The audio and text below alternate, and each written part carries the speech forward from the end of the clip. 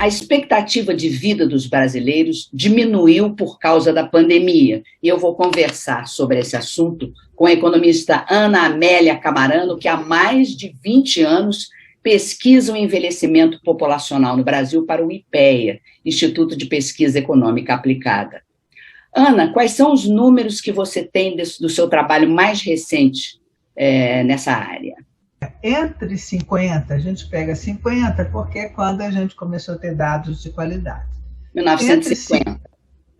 Entre 1950 e 2019, a expectativa de vida passou de 40 para 75 anos. Puxa, então, maravilha.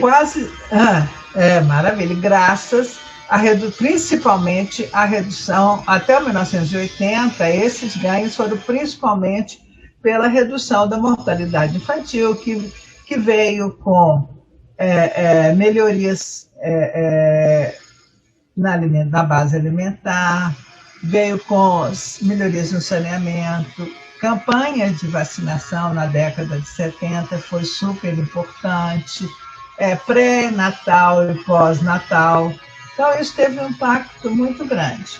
Depois, a expectativa de vida continuou a subir, mas por melhorias que houve entre a população mais velha, principalmente depois de 40 anos. Uhum. E recentemente, quer dizer, dos anos 90 para cá, os ganhos maiores estavam na população maior de 50 anos. Então, pensa bem, nós tivemos praticamente 70 anos, 69 anos, a gente teve ganhos de 35 anos, o que é mais ou menos meio ano por ano, que é um comportamento que se observa nos países desenvolvidos, né? Quando eles observaram vários grandes ganhos, quer dizer, quando a mortalidade infantil caiu muito, que deu um impacto grande, então esse ganho era mais ou menos assim. Depois a velocidade do ganho é menor, porque obviamente você já reduziu uma boa parte, né, da mortalidade, mas ela continua ganhando.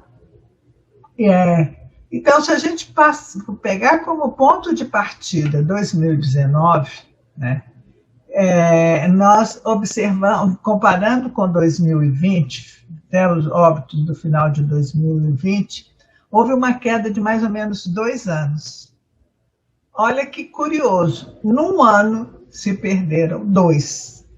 Quando a gente levava para um ano, a gente ganhava meio, num ano nós perdemos 2. Né?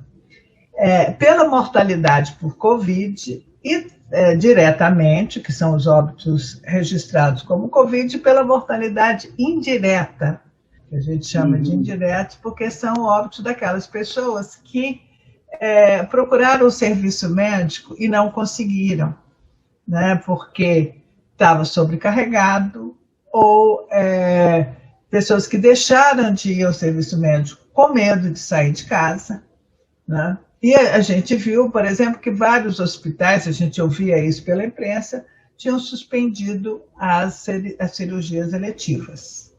Então, isso teve um impacto. Outra diferença é que até dezembro, até janeiro mais ou menos, 77% dos óbitos eram de pessoas com mais de 60 anos, né? Eram considerados idosos. Mas manteve essa proporção mais ou menos até fevereiro. Mas essa proporção agora ela vem caindo, né? Em maio já estava em torno de 60%. Embora tivesse o pico entre março e abril, a proporção de idosos caiu, o que já pode ser um resultado da vacinação. Agora, tem um lado bom, porque caiu, obviamente, e tem um lado que a mortalidade continua a aumentar para o Covid. Ela continua a aumentar entre os mais jovens, os menos idosos. Então, isso tem um impacto maior na expectativa de vida. Então, até 31 de maio, a expectativa de vida já teve uma queda, considerando, né, de 3,2 anos. De que forma as políticas sociais poderão ser prejudicadas por causa do grande número de óbitos da Covid? Tem uma questão, né, que eu já tenho trabalhado sobre isso, que é não exatamente as políticas sociais, mas as famílias, porque a renda do idoso ela tem um peso muito importante nas famílias brasileiras. Né? 35% dos domicílios brasileiros têm pelo menos um idoso, onde a renda do idoso é mais ou menos 70% da renda do orçamento dessas famílias. Então, o idoso morrendo, essa renda vai embora. Ou seja, haverá um aumento do número de famílias pobres. Exatamente, e o número de famílias pobres. E esse ano, por exemplo, os dados mostraram que, olha, que de cada 4 domicílios brasileiros, um não tem renda do trabalho. Ou seja, que esse domicílio fica muito dependente da renda das transferências governamentais, seja aposentadoria, seja o BPC, o Bolsa Família e do auxílio emergencial. Agora, onde é que essa situação que afeta os idosos é pior no Brasil? Não sei, assim, para te falar a verdade, eu não pesquisei regionalmente. Sim. Mas o que eu sei que não foi nem um trabalho meu, que eu vi que o impacto da expectativa de vida ele foi menor nos estados do Nordeste, curiosamente, porque são estados mais pobres.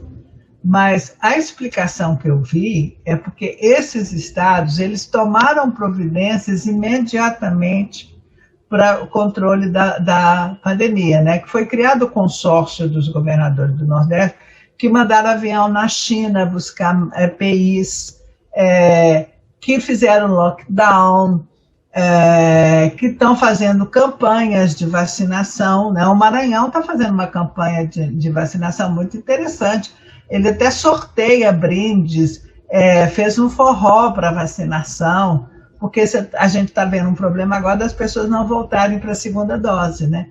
Então, o Maranhão agora te dá um bilhete, você vacina a primeira dose, você ganha um número, que quando você voltar, você vai ser sorteado um brinde.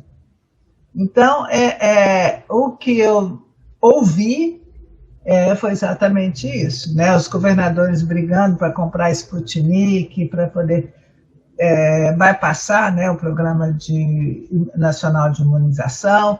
Então, o que mostra que poderia ter sido feito, né? O que mostra que tem impacto, essas medidas têm impacto. Pois porque Maranhão perdeu um ano. Já é possível quantificar, do ponto de vista econômico, o que todas essas perdas representam, incluindo aí a grande perda dos idosos? Olha, dos idosos, até maio deste ano, da renda deles que saiu da economia, é em torno de 4 bilhões e alguma coisa. A morte de um idoso diminui a renda, em média, a renda mensal per capita familiar de R$300 nos domicílios que têm idosos. Se morressem todos os idosos, você teria 6 milhões de pessoas sem nenhuma renda. Antes, eram os mais jovens que ajudavam os mais velhos. Hoje, são os mais velhos que ajudam os mais jovens. O que levou a essa transformação? Porque esse não é um fenômeno novo. Eu venho acompanhando isso desde os anos 90. E ele vem crescendo, essa dependência da renda dos idosos. O que eu acho é que tem, né, a renda do idoso, mesmo que a renda da aposentadoria seja baixa, ela é estável e vitalícia. Você sabe que todo mês você vai receber aquilo, até você morrer. A renda, o mercado de trabalho vem passando por muitas instabilidades, né? E é uma característica, cada vez mais, relações cada vez mais precárias. Então, a dificuldade, né? Eu comecei estudando os jovens neném, né? A dificuldade dos jovens de saírem de casa, porque não trabalhavam, não estudavam, não tinham renda. esses nenéns estão envelhecendo. Então, hoje eu estou estudando os neném maduros. E eu só estudo homem porque a mulher tem uma questão de gênero. Ela não trabalha, ela vai ser dona de casa, ela é mãe, tem um marido e tal. Então, sempre estudei homens, neném. Agora, você tem uma faixa de 50 a 59 anos crescente. Quando eu comparei, eu parei em 2018, o último dado, porque depois veio a coisa da pandemia, passou de 300 e tantos mil para quase 2 milhões de homens nessa faixa etária, nem trabalham e nem são aposentados. Então, e 1/4 desses homens vive ainda com pais idosos, né? Porque tem idosos na frente. Então, eu acho que tem, esse é um fator, né? E é um fator que vem se agravando e que faz com que os idosos, né, ainda tenham uma certa estabilidade, né? Muitos têm casa própria e possam receber os seus membros. Tanto que no Brasil, uma outra mudança de comportamento é o crescimento da família de 3 gerações, quer dizer, família de domicílios, de pais, filhos e netos, morando juntos, né? Onde a renda do idoso ela é muito importante. Então, as distorções vão passando por gerações. Por gerações. Continuam as mesmas e as mesmas. E vão passando. E assim, aí eu fico pensando, né? Quando eu falo que são os meus neném maduros, eu fico pensando, eles não vão poder fazer isso que os idosos de hoje estão fazendo. Vai receber ser filho. A situação vai ficar pior, né? Pior para eles. Ana, a sociedade brasileira envelheceu antes de enriquecer. É possível reverter esse quadro? Tem 2 possibilidades. Ou você rejuvenesce a população, que isso acontece com o aumento da fecundidade, que, né, no médio prazo não parece que vai acontecer, né? Até porque pela alta mortalidade materna pela Covid, né? Então isso não vai acontecer, ou o Brasil enriquecer. Porque o que aconteceu nos países europeus mais desenvolvidos e nos Estados Unidos também, no Japão, foi o inverso do que aconteceu aqui. Primeiro, as pessoas enriqueceram no sentido de que a maioria da sociedade ganhou uma estabilidade financeira e pôde progredir, e depois envelheceu, né? Já envelheceu com mais condições. Eu acho que o problema não é de enriquecer ou não enriquecer. O problema é ter envelhecido sem resolver as necessidades sociais básicas. Porque não basta ficar rico, né? Você tem que resolver as necessidades sociais básicas. Os Estados Unidos, ele universalizou a educação logo cedo, o que foi muito bom, permitiu o crescimento.